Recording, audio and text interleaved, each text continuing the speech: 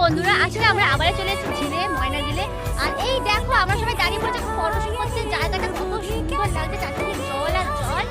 তো অনেক photoshoot video release করলাম। দেখো আজকে আমার আউটফিট।